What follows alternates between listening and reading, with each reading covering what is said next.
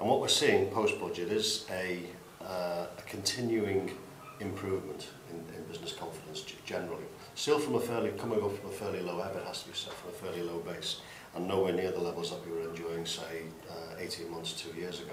The common theme that keeps on coming back in the last few months is this, concern about inflationary pressures on the cost base, which of course, with a weaker pound, has been exacerbated by exchange rates as well. A number of other businesses have actually taken a lot of action over the last 2 years to protect their own business. And their concerns are a lot more about when recovery gets further underway, can we fund this growth that we're going to see in our sales line?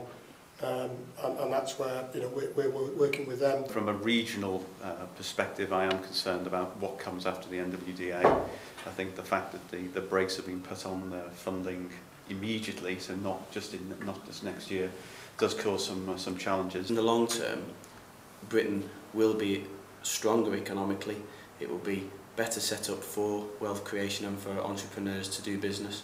And with a little bit of luck, more businesses will come through, and more enterprise will be created, and ultimately that will lead to more jobs and Britain being a wealthier and better place to do business.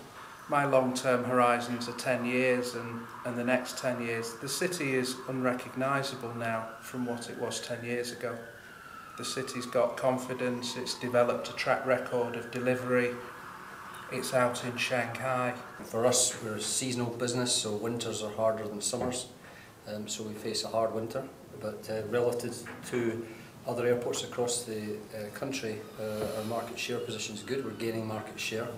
And I think for the public sector, just as a sort of silver lining person, I think the public sector needs to actually seize the opportunity to refocus itself, look around how the recession is going, and try and make sure that the North West is open for business, and it's actually helping start-up businesses. And it's a question of whether people can get a level of confidence to actually, develop some sort of momentum, I think, because confidence is a wonderful thing, isn't it?